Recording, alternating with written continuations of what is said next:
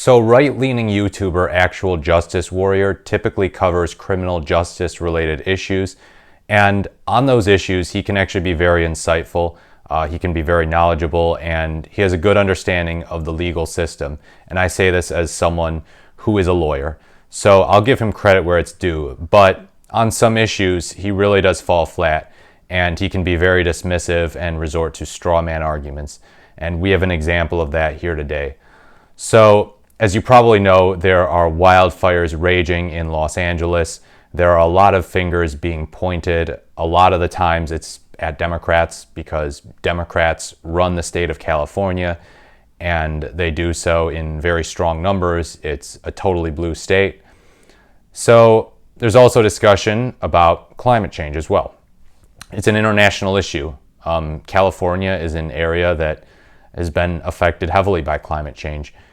And Pramila Jayapal, the congresswoman, tweeted a picture of, well, a video of a McDonald's burning, a fire blowing around in the wind.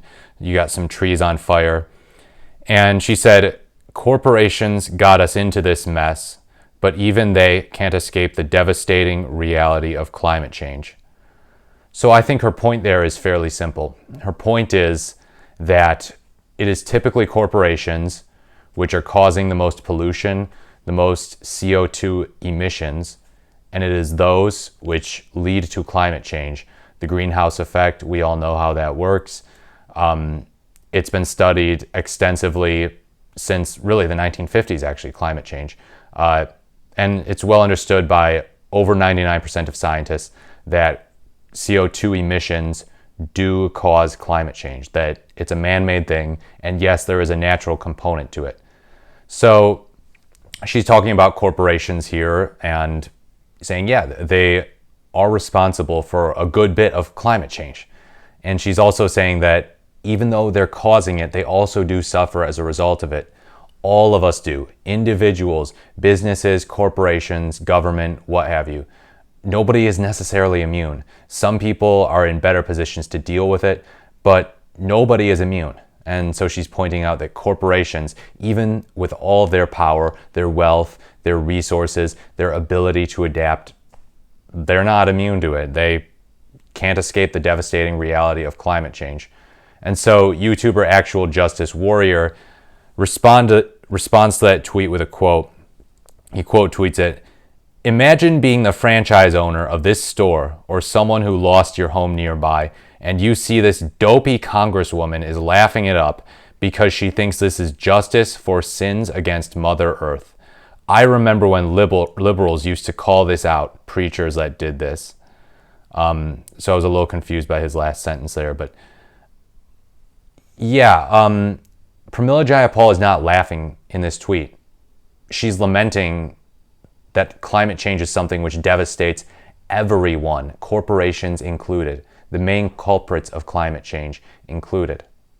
There's no laughing going on here.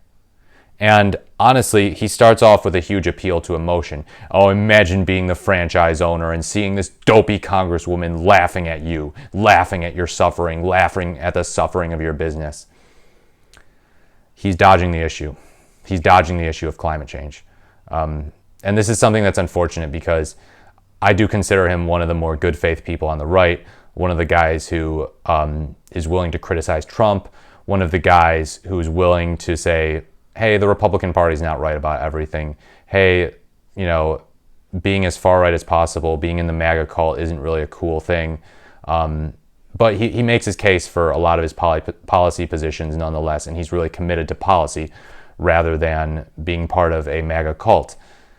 But this is just sloppy thinking. Instead of engaging with the reality of what Congresswoman Jayapal is mentioning, he's just dismissing. He's not even referencing it. He's not explaining, well, look, I think climate change could have caused this, but I think that there are more important things to look at here. No, he's doing an appeal to emotion, which ironically is something that conservatives really love hammering liberals and leftists, sometimes rightfully so, for doing. I mean, the left has no shortage of appeals to emotion. We'll just be fair in saying that. But this is pretty pathetic. This is a pretty pathetic way to respond to a member of Congress, pointing at a very serious issue that needs addressing. It needs addressing. And he's not a climate scientist. He's a political commentator. And we see far too many people on the right just being glib about this. You know, a lot of people on the left will at least acknowledge that problems that right-wingers point to do exist. A lot of them will acknowledge that in excess, illegal immigration can be a problem. A lot of leftists will point out that violent crime is a problem. And that's why a lot of times progressives will point to the lower crime under Joe Biden than there was under Donald Trump for the most part. So we've got a disconnect. We've got a disconnect. Progressives will at least acknowledge that some of the problems that the right-wingers focus on exist, while right-wingers will say, oh, you're just, you're in cuckoo land, climate change, I'm not even going to address that. The most egregious right-wingers will outright say that climate change does not exist. The reasonable right-wingers oftentimes will just not address it, because they know that if they deny it, they kind of lose the ability to appeal to centrists. To appeal to normal people who say, yeah, I think climate change is a threat, but maybe it's not my number one issue. You know, that tends to be the centrist position, that climate change does exist, that human behavior is causing climate change. But they don't put it front and center, because obviously if they did, then Kamala Harris would have won in a landslide in this election. So yeah, Democrats do need to accept the reality that climate change is not a top issue to Americans at the moment. But that doesn't mean they should stop talking about it, and that doesn't mean that they should stop pointing out that it's a problem and it's something that leads to an increase in natural disasters. I mean, hurricanes in the fall, wildfires in the winter. Remember those Maui wildfires? Those were just horrific. And yeah, I know these are happening in blue states, the wildfires.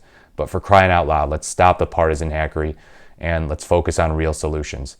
We're the United States. We can unite around solutions that will help save the planet, solutions that will reduce these natural disasters, and that will hopefully stop the rising sea levels, will hopefully give our children the opportunity to live in a more beautiful world, be able to pursue jobs, be able to have sustainable living, agriculture, all that stuff.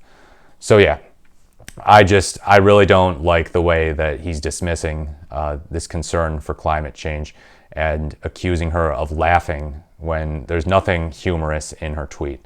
I think it's a total straw man.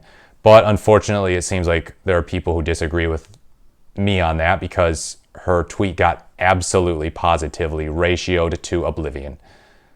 But that's all right. People can disagree. But this is just my take. Thank you for listening. As always, please leave a like, comment, or subscribe to the channel. I look forward to speaking to you in the next video.